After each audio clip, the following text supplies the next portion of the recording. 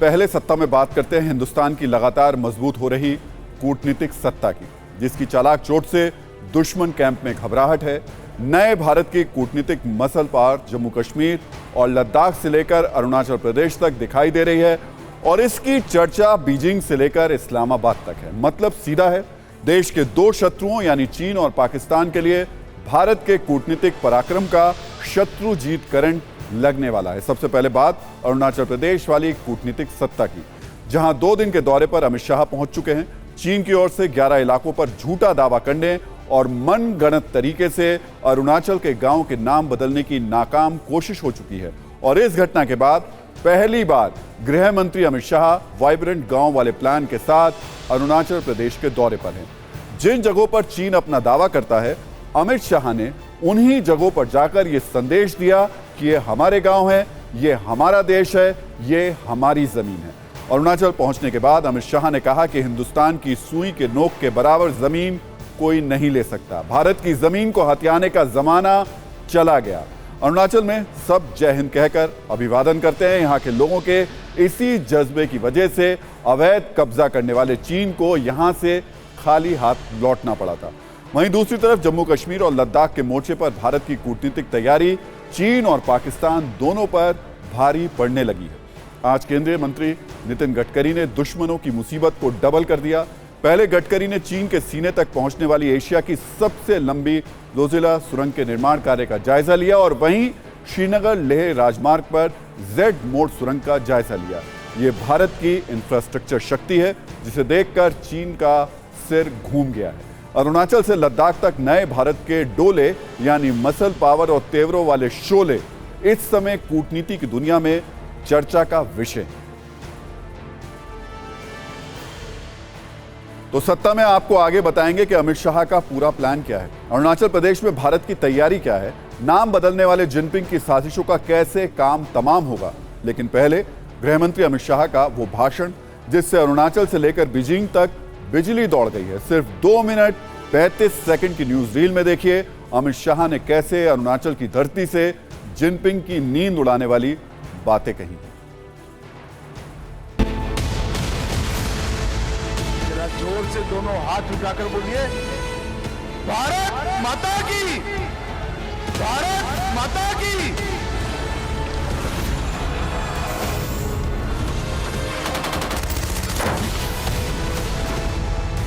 कोई भी हमारी सीमा पर आंख उठाकर देख नहीं सकता। और आज हम गर्व के साथ कहते हैं, वो जमाने चले गए जब भारत की भूमि का कोई अतिक्रमण कर सकता था। आई सौ की सुई की नोक जितनी भूमि का भी अतिक्रमण कोई नहीं कर सकता।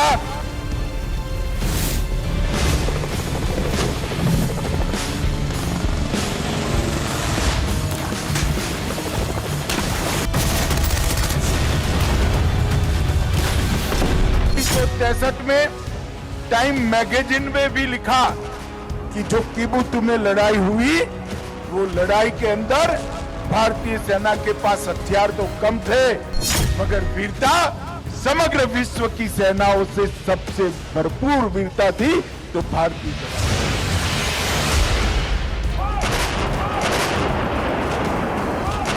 अरुणाचल में जब भी मैं आता हूं तब हृदय देशभक्ति से भर जाता है, क्योंकि कोई भी अरुणाचल वासी सामने मिलता है तो नमस्ते नहीं कहता है, वो जय हिंद बोलकर एक दूसरे का अभिवादन करते हैं।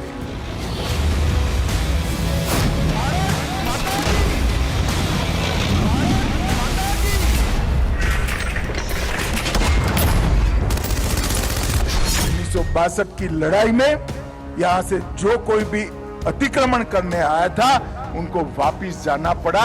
इसका कारण आपकी देशभक्ति है और पूरा देश अरुणाचल वासियों की देशभक्ति को बहुत मन के साथ सलाम करता है, सैल्यूट करता है।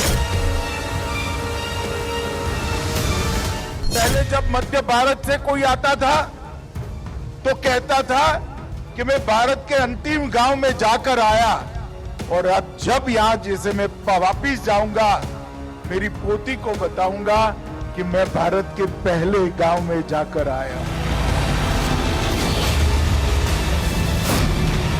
अरुणाचल प्रदेश पर हमेशा से चीन की नजर रही है। चीन अक्सर कुछ न कुछ बहाने बनाकर अरुणाचल प्रदेश में साजिश के जाल बिछाता रहता है और भारत ड्रैगन के इस पाखंड और प्रपंच को भांप चुका है। यही वजह है कि देश के गृहमंत्री अमित शाह खुद चीन की सीमा के पास पहुंचे।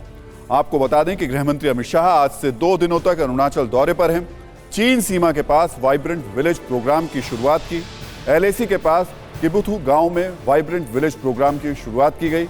किबुथु में 9 पनबिजली परियोजनाओं की शुरुआत होगी। अमित शाह वालोंग युद्ध स्मारक जाकर शहीदों को श्रद्धांजलि देंगे। ये दौरा कितनी अहमियत रखता है, इसका अंदाजा आप इसी बात से लगा सकते हैं कि अरुणाचल के 11 इलाकों का नाम बदले जाने के बाद अमित शाह का ये पहला दौरा है।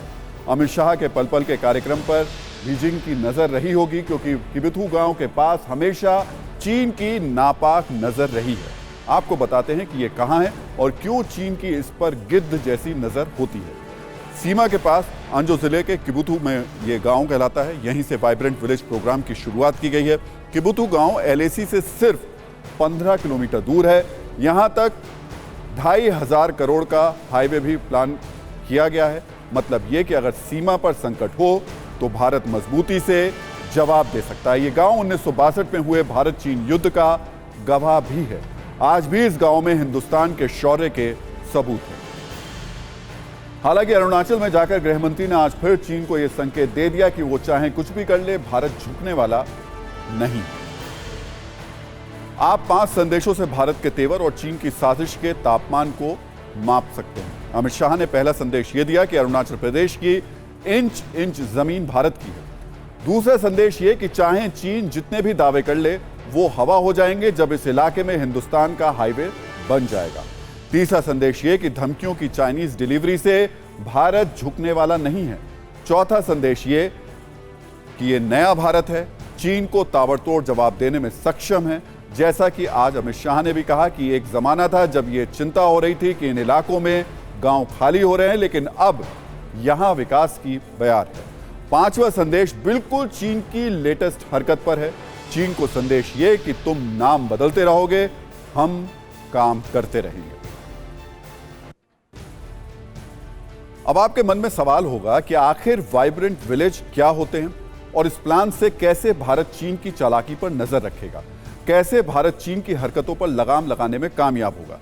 दरअसल वाइब्रेंट विलेज प्रोग्राम के तहत LAC के पास के गांव का विकास होगा, जिसमें गांव के आधारभूत ढांचे पर फोकस किया जाएगा।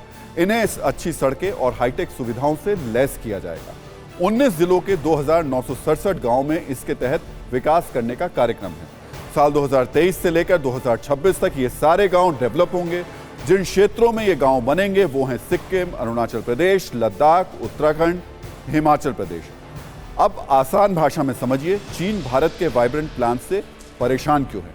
वाइब्रेंट विलेज प्रोग्राम से ब्लॉक और पंचायत स्तर तक एक तंत्र बनेगा। इंफ्रास्ट्रक्चर मजबूत होने से लोकल सूचना के प्रवाह को बल मिलेगा, यानी स्थानीय लेवल पर गतिविधियों की जानकारी मिलेगी। क्षेत्रीय नागरिक भी चीन की गतिविधियों पर नजर रख सकेंगे। हर संदिग्ध गतिविधि की सूचना सेना और सरकार तक पहुंच पाएगी। इसके अलावा सबसे अहम बात, गांव के विकास होने पर सेना का सीमा तक पहुंचना भी आसान हो जाएगा। यहां के नागरिकों और निवासियों में देशभक्ति और अपनेपन की भावना पैदा होगी। तो ये तमाम बातें हैं जिसे सुनकर देखकर चीन डरा हुआ है। और अब बात करते हैं जम्मू कश्मीर में सरकार के उस प्लान की जो दुश्मनों के होश उड़ाने वाला है।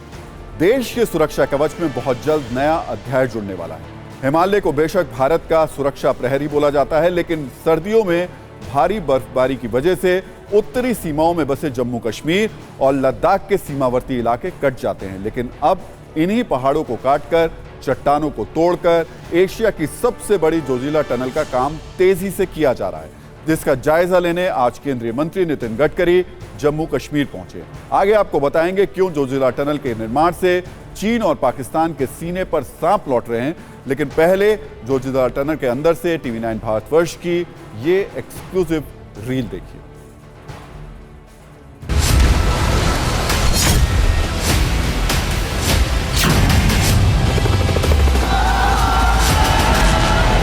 इस समय हम मौजूद है देश की सबसे बड़ी और लंबी टनल पर, जिसे जोजिला टनल के नाम से जाना जाता है। ये टनल बालतल सोनमर्ग इलाके से शुरू होती है और जोजिला मोड़ तक जो है ये टनल जो है इसका काम चल रहा है।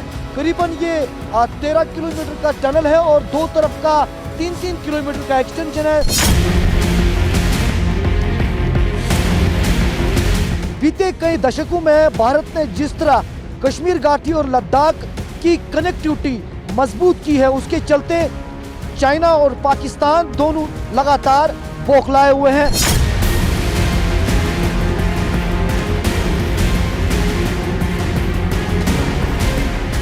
श्रीनगर लेह हाईवे पर ये जो जोजिला टनल का प्रोजेक्ट है, ये देश का सबसे बड़ा प्रोजेक्ट माना जाता है, क्योंकि इस टनल के जुड़ने के बाद लद्दाख के साथ जो है देश की ऑल वेदर कनेक्टिविटी हो जाएगी। आगे तक तस्वीरें दिखाने की कोशिश करेंगे आपको TV9 भारतवर्ष की स्क्रीन पर सटीक तस्वीरें। और ये जो टनल है काफ़ी हाईटेक टेक्नोलॉजी को इस्तेमाल करते हुए, इसमें तमाम चीज़ों को मद्देनजर रखते हुए जो है इस टनल को डिज़ाइन किया गया है।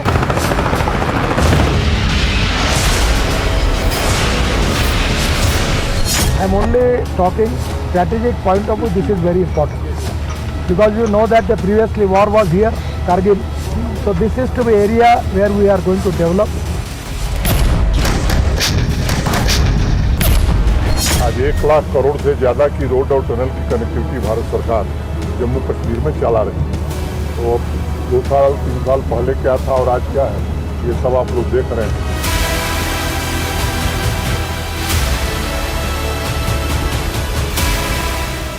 कुदरत की बहुत ज़्यादा चुनौतियाँ इन इलाकों में रहती है, जिसे भारत ने बहुत ही सीरियसली लिया है और उसके चलते इसी तरह के बड़े मेगा प्रोजेक्ट्स जो है वो कश्मीर घाटी, लद्दाख यानी लेह तक जो है पहुंचाए जा रहे हैं।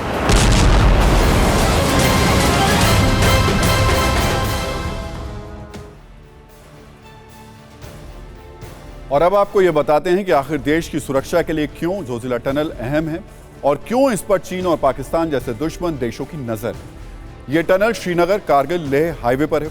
श्रीनगर को लेह से यह सुरंग जोड़ती है। देश की सुरक्षा के लिए जोजिला टनल प्रोजेक्ट अहम है। सर्दियों में बर्फबारी से हाईवे बंद हो जाता है। बंद होने से लद्दाख क्षेत्र कश्मीर से कट जाता है। टनल बनने के बाद देश के बाकी हिस्सों का लद्दाख से संपर्क सालों भर रहेगा। किसी भी आपातकाल की स्थिति में लद्दाख में सेना की तैनाती भी तेजी से हो सकेगी। इस टनल से चीन और पाकिस्तान की सीमा पर टैंक भेजे जा सकते हैं।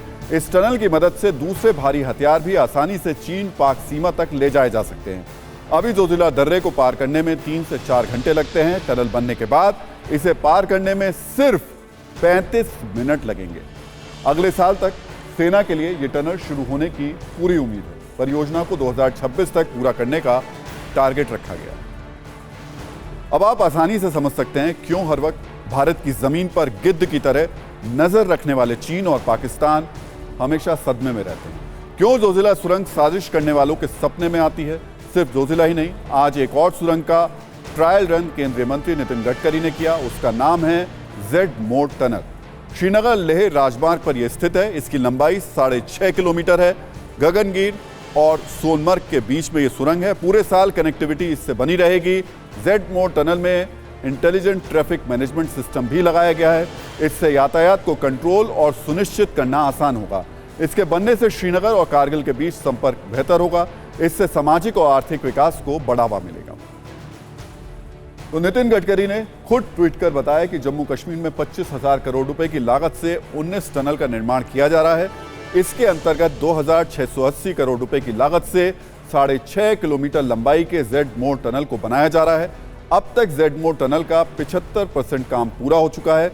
दिसंबर 2023 तक इस टनल को लोकार्पित करने का लक्ष्य रखा गया है। आज नितिन गडकरी और जम्मू कश्मीर के एलजी मनोज सिन्हा ने इसका ट्रायल किया। कुछ तस्वीरें भी इसमें शेयर की गई। सुरंग के अंदर से TV9 भारतवर्ष की इस एक्सक्लूसिव रील को देखिए।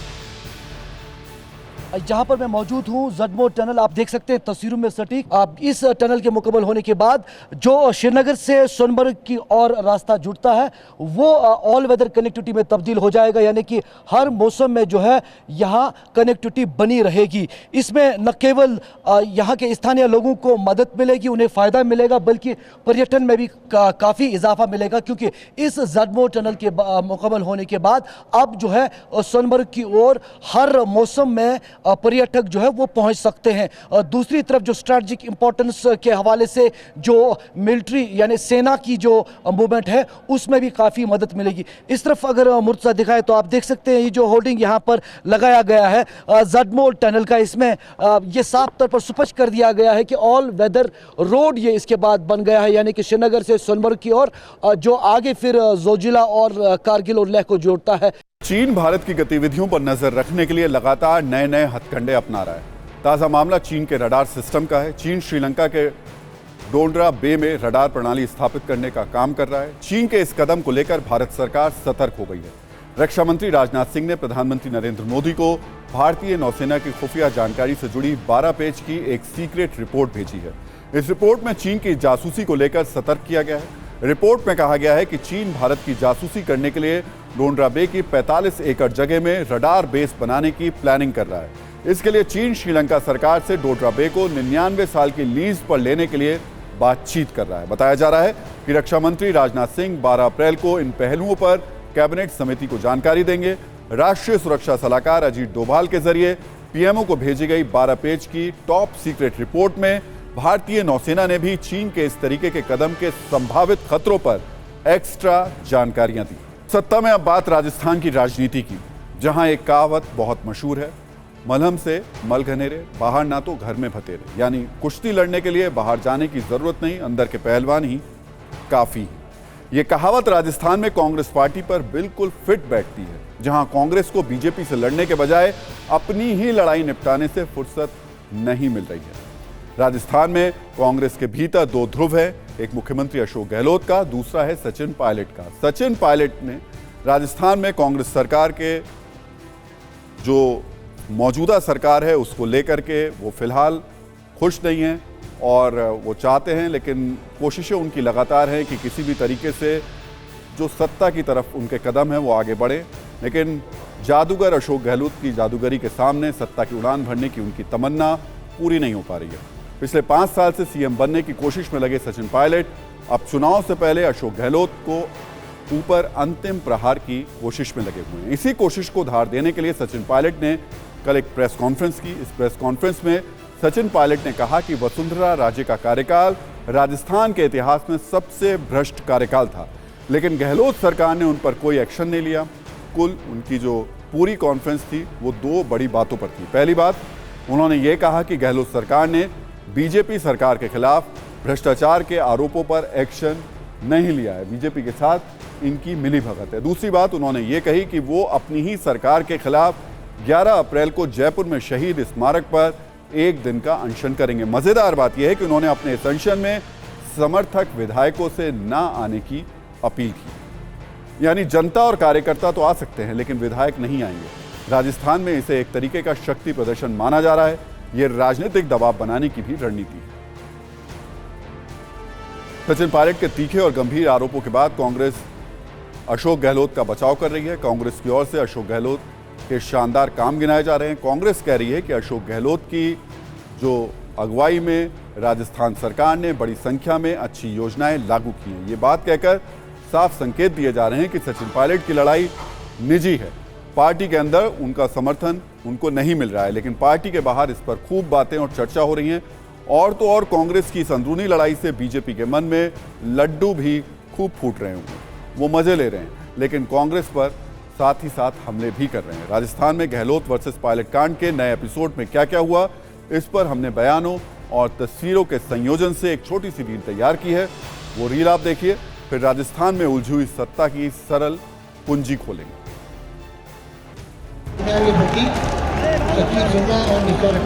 सचिन पायलट ईश्वर की शपथ लेता हूँ मैं विधि द्वारा स्थापित भारत के संविधान के प्रति सच्ची श्रद्धा और निष्ठा रखूंगा।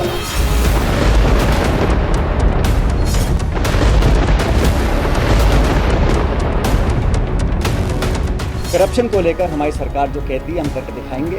और एक दिन का अनशन 11 अप्रैल को मैं रखूंगा शहीद स्मारक पर। इस बारे में मैंने जिला प्रशासन को सूचित कर दिया है। अनशन करप्शन के खिलाफ कार्रवाई करने को रखा जाएगा।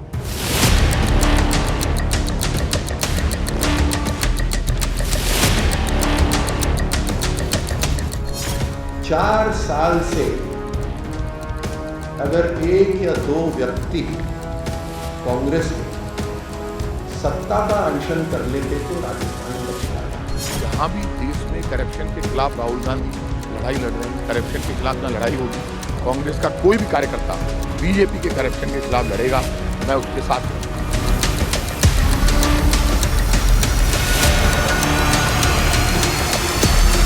राजस्थान की वर्तमान की कांग्रेस सरकार दो भागों में बंटी हुई नजर आती है। एक खेमे का नेतृत्व अशोक गहलोत जी कर रहे हैं और दूसरे खेमे का नेतृत्व सचिन पायलट जी कर रहे हैं।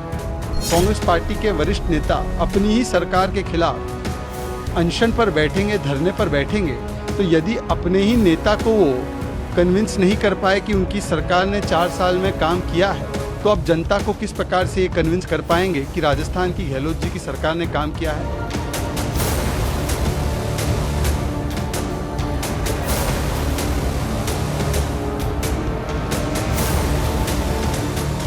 हर पहलू पर जांच हो रही है, ना केवल संजीवनी घोटाले पर हो रही है, लेकिन जो साजिश रची गई थी एक चुनी हुई सरकार को गिराने की, उसमें भारतीय जनता पार्टी के कौन कौन नेता शामिल थे, उनके तार कहां कहां जुड़े हुए हैं, हर पहलू पे जांच हो रही है। जनता जनार्दन है और हर पार्टी को अपनी बात पर विश्वास कायम कराने के लिए प्रमाण देना जरूरी है।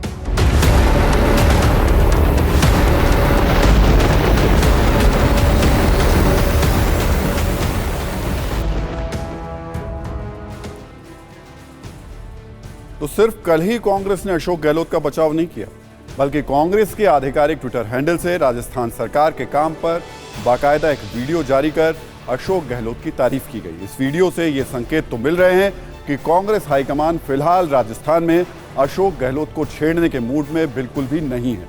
इस बात की पूरी संभावना है कि ये सब कुछ सचिन पायलट को भी समझ में आ रहा होगा। लेकिन सवाल ये कि सचिन पायलट हर साल 1-2 बार इस तरह नाराज क्यों हो जाते हैं?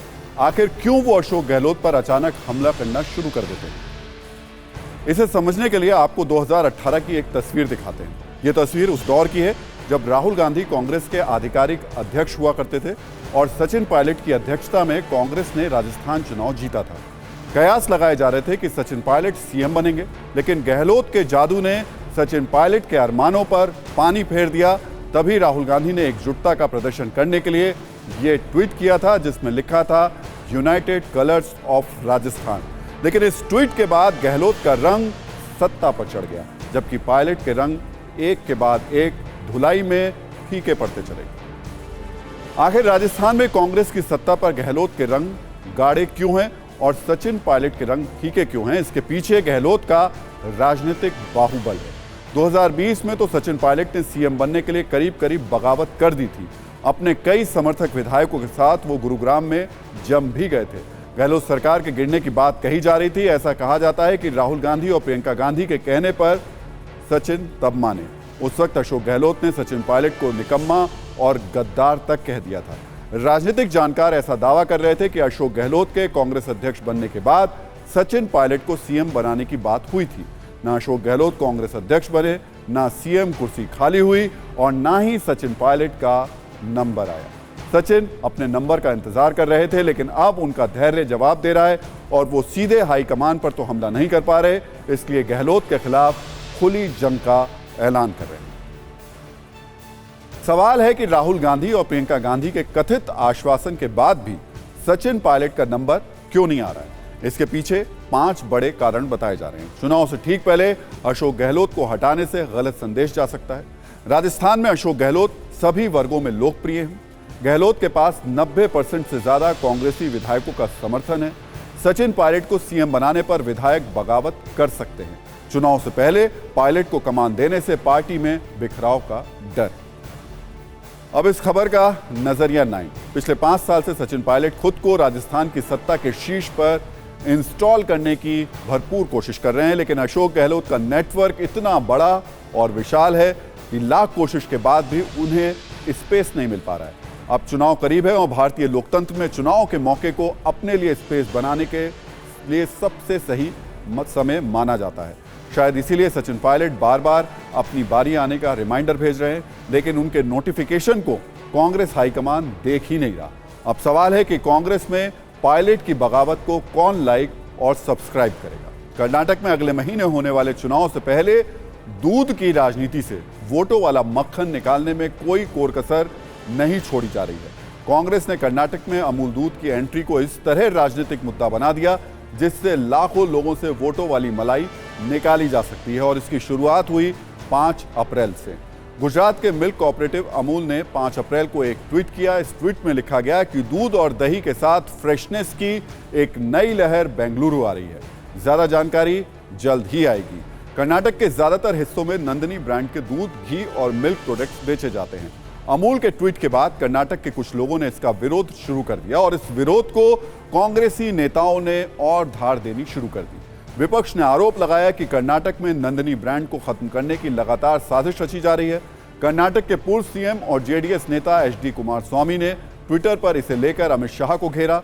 उन्होंने आरोप लगाया कि अमित शाह ने काफी पहले इसका ऐलान किया था, अब अमूल की एंट्री इसी को बढ़ावा दे रही है। विपक्ष ये भी आरोप लगा रहा है कि कर्नाटक के किसानों को बर्बाद करने की साजिश रची जा रही है। एक और बयानों का दौर शुरू हो गया है तो दूसरी ओर राज्य में प्रदर्शन भी शुरू हो गए हैं। अमूल के विरोध और नंदिनी के समर्थन में सड़कों पर प्रदर्शन किए जा रहे हैं। लोगों की गिरफ्तारियां भी हो रही हैं। विपक्ष इस मुद्दे को आम लोगों तक ले जाना चाह रहा है। सोशल मीडिया पर boycott Amul, go back Amul जैसे हैशटैग ट्रेंड कराए जा रहे हैं। कांग्रेस ने अब इस मुद्दे को और हवा देना शुरू कर दिया है। आज कर्नाटक कांग्रेस के अध्यक्ष डी शिव कुमार एक मिल्क शॉप पर पहुंच गए और वहां नंदिनी का प्रोडक्ट इस्तेमाल करते हुए आरोप लगाया कि कर्नाटक के किसानों को खत्म करने की साजिश हो रही है। कांग्रेस और जेडीएस की ओर से अचानक हुए अटैक के लिए शायद बीजेपी उतनी तैयार नहीं रही होगी। चुनाव करीब हैं और अपनी बात जनता तक पहुंचाने के लिए बीजेपी के पास समय भी कम है। अब इस हालात में बीजेपी हमले का जवाब तो दे रही है, लेकिन इसे मुद्दा बनने से वो रोक नहीं पा रही है। इसकी उम्मीद भी थोड़ी कम दिख रही है कि शायद उसे वो रोकने में बहुत हद तक कामयाब हो। अमूल और नंदिनी ब्रांड के टकराव पर नेताओं के बयानों की इस रील को देखिए।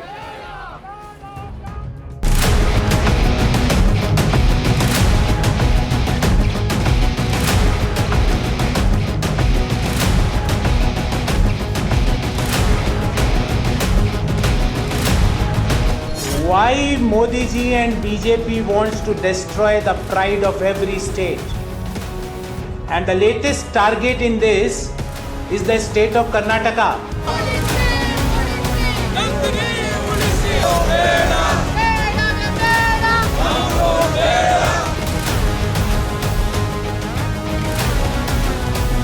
भाई हमारा नंदिनी ब्रांड है कर्नाटक का, ज़बरदस्त है और हमारी सरकार है ना, तभी उनका कांग्रेस के सरकार में प्रोक्योरमेंट कम था, हमारा डबल हो गया है, प्रोडक्शन डबल हो गया, मार्केट डबल है। We are posing a question that what is wrong with Karnataka Milk Federation brand Nandini?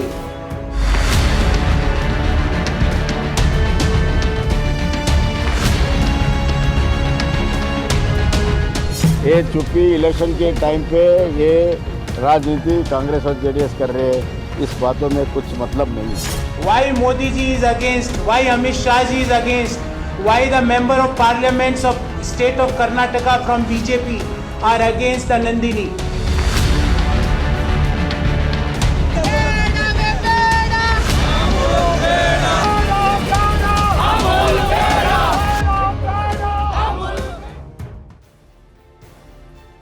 तो क्यों अचानक अमूल के विरोध की राजनीति इतनी तेज हो गई? कर्नाटक में विपक्ष सुपर एक्टिव हो गया। ये समझने के लिए आपको कर्नाटक के चुनाव का अर्थमेटिक समझना होगा।